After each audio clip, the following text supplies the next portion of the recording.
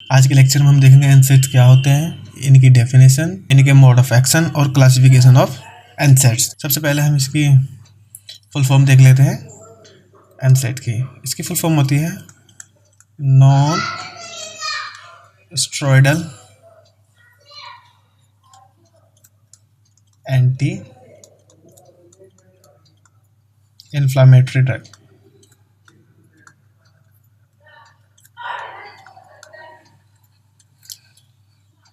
एनसेट्स को हम और भी नामों से जानते हैं, जैसे कि एनाल्जेसिक और anti pyretic drugs. Analgesic means those drugs which reduce pain, and antipyretic those drugs which reduce fever. Okay, तो एनसेट्स को हम वैसे दो पार्ट्स में स्टडी करेंगे। ये पहला पार्ट है जिसमें हम mode of action, definition and classification of NSAIDs देखेंगे, और नेक्स्ट वीडियो में हम देखेंगे इनके uses, side effects and contraindication of NSAID in detail. और नेक्स्ट लेक्चर जो होगा उसमें हम यूज़ और कॉन्ट्राइंडिकेशन एंड साइड इफेक्ट के बारे में बात करेंगे। तो अभी हम देख लेते हैं इनकी डेफिनेशन। एनसेट्स की डेफिनेशन क्या होती है? वैसे एनसेट्स की दो डेफिनेशन हम लिख सकते हैं, जैसे कि डेफिनेशन, सिंपल भाषा में इसकी डेफिनेशन होती है these are group of drugs which are used as analgesic, antipyretic and anti-inflammatory।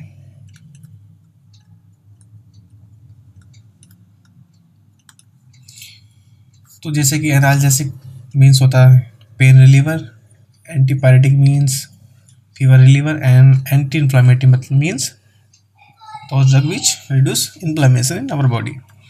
इसकी एक और एक डेफिनेशन होती है, इसमें एंजाइम, मेन एंजाइम होता है जो रिस्पॉन्सिबल होता है inflammation, fever, inflammation, pain and fever in our body. तो हम वो पहले एक बार डेफिनेशन देख लेते हैं, उसके बाद हम उस एंजाइम के बारे में देखेंगे, उसका क्या रोल होता है, किस तरह ये ड्रग्स उस एंजाइम को इफेक्ट या इनहिबिट या कंट्रोल करते हैं। दीज आर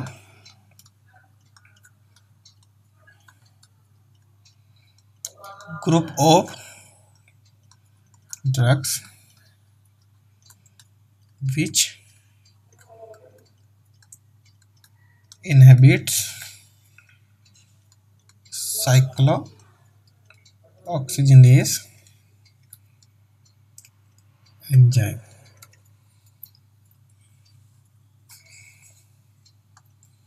ये साइक्लोऑक्सीजनेस एंजाइम यही मेन एंजाइम होता है for responsible of inflammation, analgesic, inflammation, pain and fever. तो यहाँ तक कि हमने देखा इसकी डेफिनेशन। एनसेट्स को हम एनाल्जेसिक भी कहते हैं और एंटीपायरेटिक्स भी कहते हैं। अब हम देखते हैं इसके मोड ऑफ एक्शन के बारे में। मैकेनिज्म ऑफ एक्शन अब हम इसका देखते हैं एनसेट्स के। नॉर्मली क्या होता है, in our body there is enzyme known as cyclooxygenase enzyme। ये एंजाइम हमारी बॉडी में प्रेजेंट होता है। इस एंजाइम का काम क्या होता है? ये एंजाइम एराकिडोनिक, क्या काम होता है? एराकिडोनिक एसिड जो हमारी बॉडी में पाया जाता है उसको ये कन्वर्ट करता है। ऑक्सीजनेस एंजाइम क्या करता है हमारी बॉडी में? एराकिडोनिक एसिड को ये कन्वर्ट करता है प्रोस्टाग्लैंडिन एंड थ्रोम्बोक्सिन में। तो जब ये साइक्लोऑक्सीजनेस एंजाइम नॉर्मली, अभी हम बात कर रहे हैं नॉर्मली हमारी बॉडी में क्या होता है उसके बारे में हम बात कर रहे हैं। नॉर्मली हमने बताया कि साइक्लोऑक्सीजनेस जो एंजाइम होता है ये क्या करता है, एराकिडोनिक एसिड को प्रोस्टाग्लैंडिन एंड थ्रोम्बोक्सिन में कन्वर्ट करता है। अब प्रोस्टाग्लैंडिन एंड थ्रोम्बोक्सिन ये दोनों मेन रिस्पॉन्सिबल होते हैं इन्फ्लामेशन के, इन्फ्लामेशन, फीवर और पेन के लिए। तो हमें यहाँ से आइडिया लग सकता है कि जो एनसेड्स होते हैं वे किस तरह से अपना इफेक्ट शो करते हैं। अब हम देखते हैं कि एनसेड कैसे इफेक्ट शो करते हैं। जो एनसेड्स होते हैं, एनसेड्स ये क्या करते हैं, इस साइक्लोऑक्सीजिनेज एंजाइम को इनहिबिट करते हैं। मींस इस साइक्लोऑक्सीजिनेज एंजाइम की एक्टिविटी को बंद कर देते हैं, जिससे होता क्या है कि arachidonic acid prostaglandin and thromboxane में कन्वर्ट नहीं होता है, और ना ही आगे चलकर इन्फ्लामेशन और फीवर और पेन को प्रोड्यूस करता है इन अवर बॉडी। तो ये हमने देख लिया है कि एनसेड्स किस तरह से काम करते हैं। अब हम लिख भी देते हैं कि NSAIDs inhibit the conversion of arachidonic acid to prostaglandin thromboxane by inhibiting the cyclooxygenase enzyme. अब तो इसका मोड ऑफ एक्शन एक बार मैं नीचे लिख देता हूँ। NSAIDs inhibits the conversion of arachidonic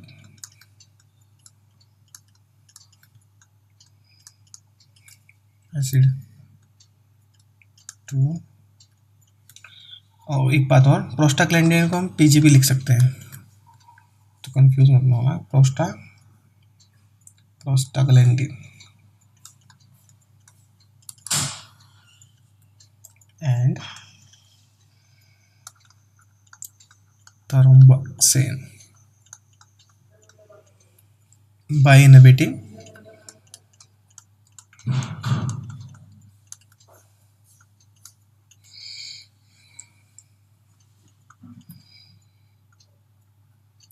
cyclooxygenase enzyme. तो एक बार और देख लेते हैं मोड ऑफ एक्शन। नॉर्मली क्या होता है, साइक्लोऑक्सीजिनेज एंजाइम हमारे शरीर में पाया जाता है। इस साइक्लोऑक्सीजिनेज एंजाइम का क्या काम होता है कि एराकिडोनिक एसिड जो होता है उसको कन्वर्ट करता है प्रोस्टाग्लैंडिन और थ्रोम्बोक्सिन में। ये दोनों ही मेन रिस्पॉन्सिबल होते हैं इन्फ्लामेशन, फीवर एंड पेन के लिए। तो एनसेड्स क्या करते हैं, एनसेड्स जो ड्रग्स होते हैं वो क्या करते हैं, इस साइक्लोऑक्सीजिनेज एंजाइम को इनहिबिट करते हैं, मतलब इसके फंक्शन को रोक देते हैं। जिससे होता क्या है कि एराकिडोनिक एसिड जो होता है ये कन्वर्ट नहीं होता है प्रोस्टाग्लैंडिन एंड थ्रोम्बोक्सिन में, जिससे कि ultimately inflammation, fever and pen reduce होता है आवर बॉडी। ये इसकी डेफिनेशन, या हम कह सकते हैं कि राइटिंग फॉर्म में मैंने इसको लिख दिया है, mode of action of NSAIDs. Sorry, अभी यहाँ तक कि किसी को कुछ भी डाउट हो तो कमेंट करिए। अब हम इसके देखते हैं क्लासिफिकेशन ऑफ एनसेड्स। क्लासिफिकेशन देखने से पहले मैं आपको साइक्लोऑक्सीजिनेज एंजाइम के टाइप के बारे में थोड़ा बताना चाहूँगा, क्योंकि वह हेल्प करेगा हमें क्लासिफिकेशन को समझने के लिए। तो जनरली हमारी बॉडी में 3 तरह के साइक्लोऑक्सीजिनेज एंजाइम पाए जाते हैं। तो इस प्रकार के, यहाँ पे मैं हेडिंग डाल देता हूँ छोटी सी, types of COX enzyme. Cyclooxygenase enzyme को हम शॉर्ट में कॉक्स एंजाइम भी कहते हैं। Cyclooxygenase enzyme, generally cyclooxygenase enzyme in our body 3 type: COX-1, second one is COX-2 and third is COX-3.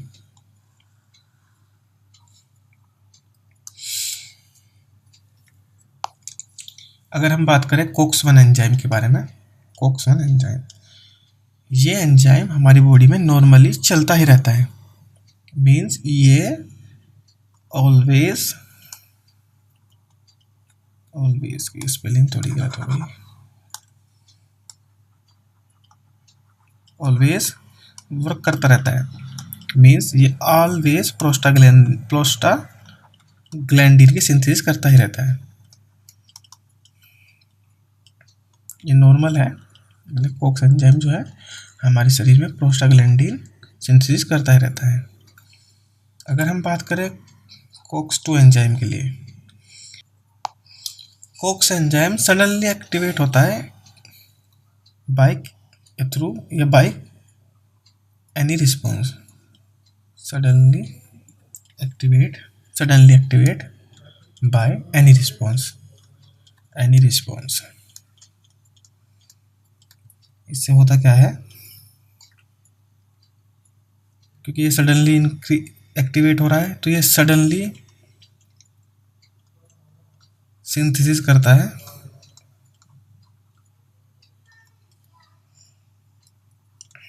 Increase the synthesis of prostaglandin, PG means prostaglandin.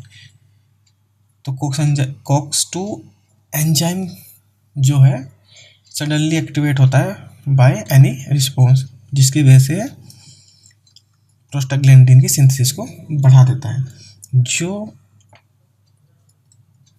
Main कारण होता है inflammation का।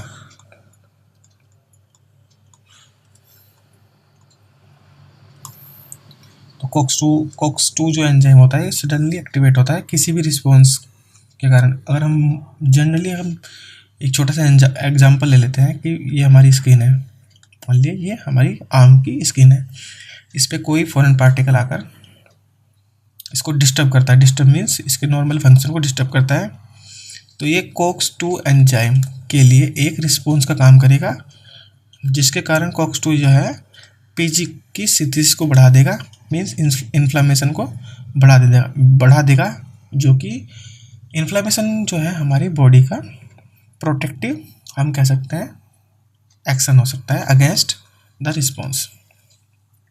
तो ऐसे हमने देखा कोक्स-2 एंजाइम। अगर हम बात करें लोकेशन ऑफ कोक्स-2, तो ये पाया जाता है kidney, brain, fetus, endothelial cells, kidney, brain, fetus and endothelial cell. ये हो गई इसके लोकेशन के बारे में बात। कोक्स एंजाइम तो हमने बता ही दिया है कि सभी जब प्रेजेंट होता है और सभी जगह नहीं कह सकते, जो इसकी मेन साइट होते हैं। जैसे एग्जाम्पल ये स्टमक में पाया जाता है, स्टमक में पाया जाता है, जहाँ इसका काम होता है प्रोस्टाग्लैंडिन को सिंथेसिस करना, जो प्रोस्टाग्लैंडिन आगे चल के बैलेंस करती है HCl एंड HO3- को इन आवर स्टमक। अगर हम बात करें कोक्स-3 एंजाइम के बारे में, तो कोक्स-3 एंजाइम जो होता है ये कोक्स-1 का ही एक टाइप होता है। ये मेनली ब्रेन में पाया जाता है, टाइप ऑफ कोक्स-1 या वैरायटी ऑफ कोक्स-1। ये मेनली कहाँ पाया जाता है, ब्रेन में पाया जाता है। और ये क्या इसका मेन इफेक्ट हम कह सकते हैं, फंक्शन क्या होते हैं, ये पेन को बढ़ाता है और फीवर को बढ़ाता है। ये दो मेन फंक्शन होते हैं कोक्स-3 एंजाइम के। यहाँ पर कोक्स-3 एंजाइम का नो रोल होता है इन इन्फ्लामेशन।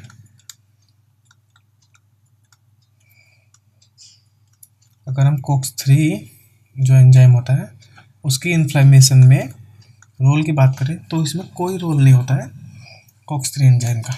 मेनली जो इन्फ्लामेशन के लिए रिस्पॉन्सिबल होता है कोक्स-2 एंड कोक्स-1। अगर हम एग्जाम्पल की बात करें, मतलब जो ड्रग कोक्स-3 एंजाइम पर काम करते हैं, बेस्ट एग्जाम्पल है पैरासीटामोल। यह ड्रग एंटी इन्फ्लामेटरी ड्रग्स के रूप में नहीं यूज होता है। एंटी इन्फ्लामेटरी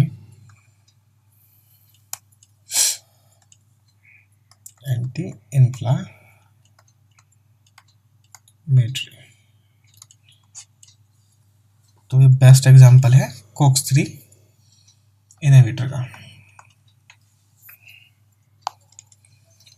तो अब हम बात करते हैं क्लासिफिकेशन ऑफ एनसेट। उससे पहले एक चीज़ हो, इन तीनों की तो छोड़ ही दो, जो COX-1 एंड COX-2 में मेजरली इन्फ्लेमेशन के लिए कौन रिस्पॉन्सिबल होता है, तो वो होता है COX-2 एंजाइम। तो COX-2 एंजाइम इज रिस्पॉन्सिबल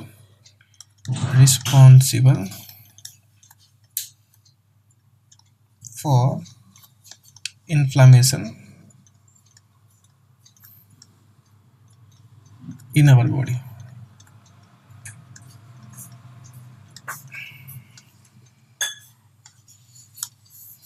तो COX-2 एंजाइम मेन कॉज होता है इन्फ्लेमेशन का।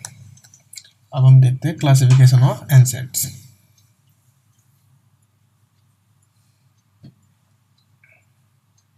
Classification of एनसेट्स। एनसेट्स को हम जनरली 4 भागों में डिवाइड करते हैं। Number 1, non selective COX-1 equal COX-2 inhibitor means इस क्लास के ड्रग इक्वली इनहिबिट करेंगे COX-1 एंजाइम को और इक्वली ही इनहिबिट करेंगे COX-2 एंजाइम को। सेकंड क्लास बताने से पहले थोड़ी सी करेक्शन करते हैं। लोकेशन ऑफ COX-2, ये लोकेशन जो मैंने बताई थी COX-2 की लोकेशन नहीं, इन ऑर्गन्स में जैसे kidney, brain, fetus and endothelial cells, यहाँ पर जो प्रोस्टाग्लैंडिन की सिंथेसिस कंटिन्यूअसली चलते रहते हैं। मीन्स यहाँ पर cyclooxygenase enzyme 2 always active, means always synthesis करता रहता है प्रोस्टाग्लैंडिन की। For example in kidney synthesis होता है प्रोस्टाग्लैंडिन बाय COX एंजाइम, जो हेल्प करता है maintenance of blood pressure in our body. तो ठीक है, ये लोकेशन ना होके मीन्स इन ऑर्गन्स में साइक्लोऑक्सीजनेस एंजाइम कंटिन्यूअसली एक्टिव रहता है और सिंथेसिस करता है प्रोस्टाग्लैंडिन की, जो डिफरेंट फंक्शन शो करते हैं। अगर हम बात करें क्लासिफिकेशन, तो उसके सेकंड क्लास ऑफ ड्रग होते हैं preferential COX-2 inhibitor. Preferential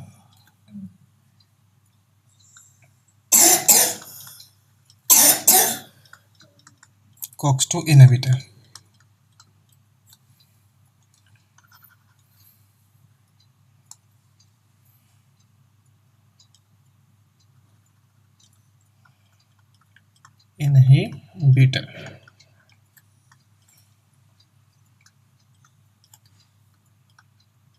means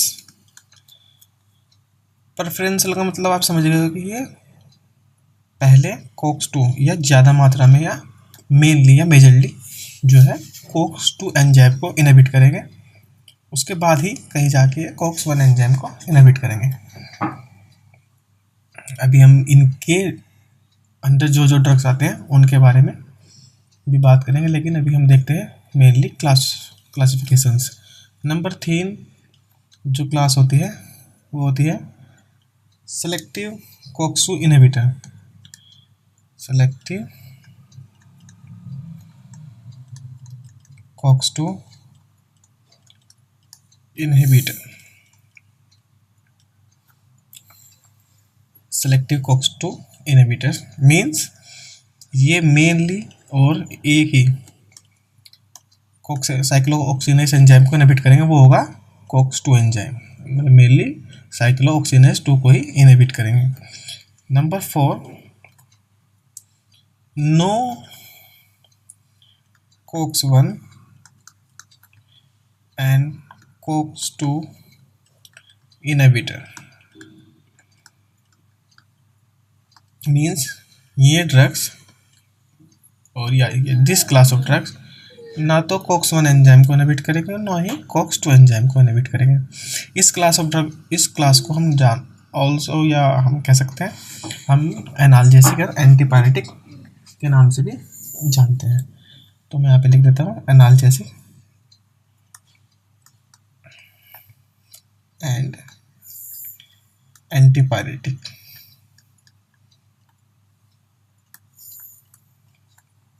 तो इस क्लास के जो ड्रग्स होते हैं वो ना तो COX-1 को इनहिबिट करते हैं और ना ही COX-2 को इनहिबिट करते हैं।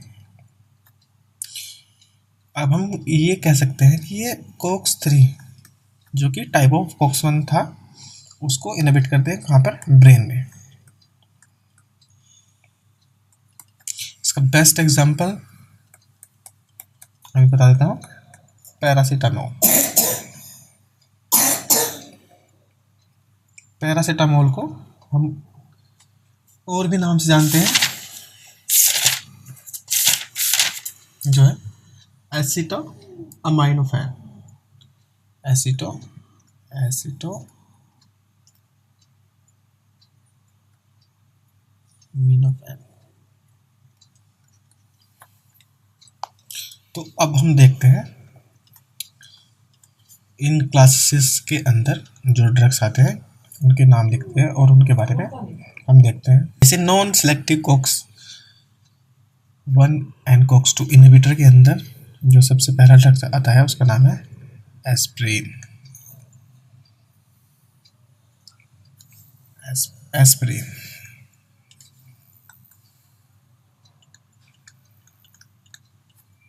Second is पायरोक्सिकैम।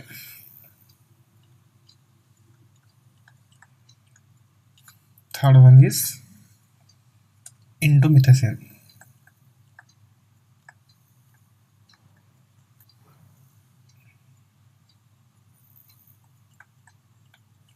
Fourth is ibuprofen।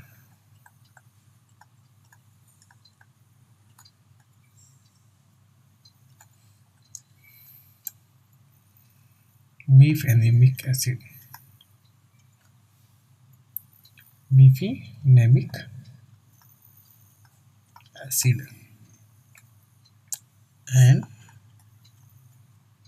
Phenyl ब्यूटाजॉल।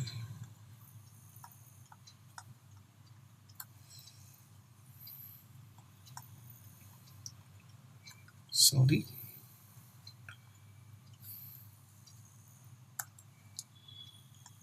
टिनोक्सिकैम।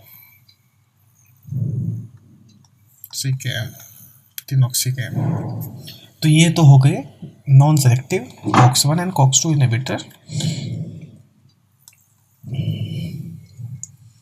Aspirin, एक बार मैं करता हूँ, aspirin, piroxicam, indomethacin, ibuprofen, mefenamic acid, phenylbutazone and tenoxicam. अब हम बात करते हैं प्रेफरेंशियल COX-2 इनहिबिटर के बारे में। तो सबसे पहले निमेसलाइड,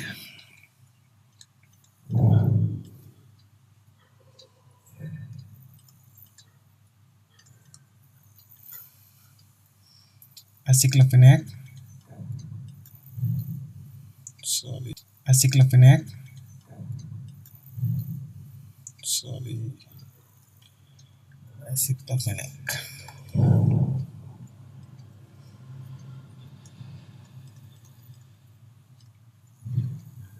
aceclofenac, diclofenac,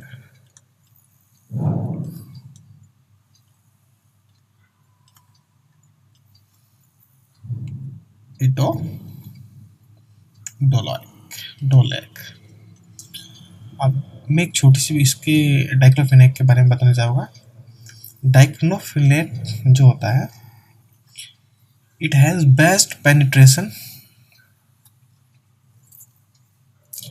tissue penetration means, अगर ये डाइक्लोफेनेक किसी क्रीम की फॉर्म में है, क्रीम आप समझ गए होंगे, जैसे हम किसी को पेन होता है और उसके लिए डॉक्टर को रिकमेंड करते हैं, क्रीम रिकमेंड करते हैं जहाँ पर दर्द होता है वहाँ पे लगाने के लिए। तो उस क्रीम में अगर डाइक्लोफेनेक है तो ये बेस्ट पेनिट्रेशन करता है, tissue penetration against the pen.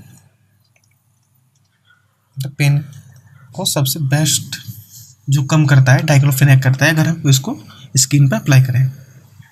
तो अब हम देखते हैं सेलेक्टिव COX-2 इनहिबिटर मीन्स, जो mainly COX-2 enzyme cyclooxygenase, COX-2 मतलब मीन्स साइक्लोऑक्सीजनेस 2 को इनहिबिट करेगा।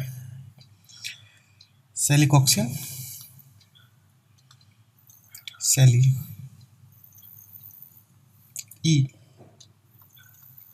सेलिकॉक्सिन,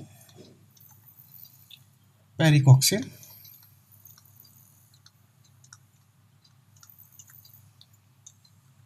इटोरिकॉक्सिन,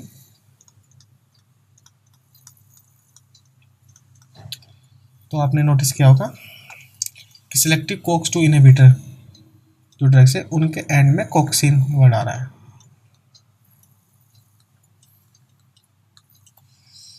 तो अब हम देख लेते हैं एनाल्जेसिक एंड एंटीपायरेटिक्स। तो बेस्ट एग्जांपल पैरासीटामोल,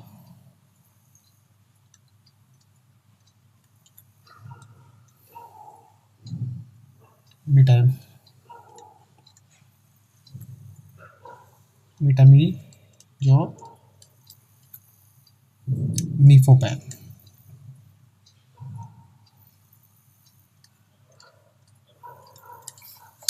तो यहाँ तक कि जो हमने जो है एनसेड्स की डेफिनेशन क्या होता है, डेफिनेशन देख ली है, उसके मोड ऑफ एक्शन के बारे में हमने देख लिया है। उसके बाद हमने बात की type of COX enzyme, cyclooxygenase enzyme and उनकी लोकेशन एंड उनकी नॉर्मली फंक्शन के बारे में। उसके बाद हमने देखा क्लासिफिकेशन, और उसके बाद हमने देखा लास्ट कि ड्रग्स जो कि एनसेड्स की क्लासिफिकेशन के अंदर आते हैं। तो नेक्स्ट लेक्चर में हम बात करेंगे इनके side effects, uses, contraindication and deeply हम बात करेंगे एस्पिरिन के बारे में, एस्पिरिन एंड डाइक्लोफेनेक, आइबोप्रोफेन के बारे में,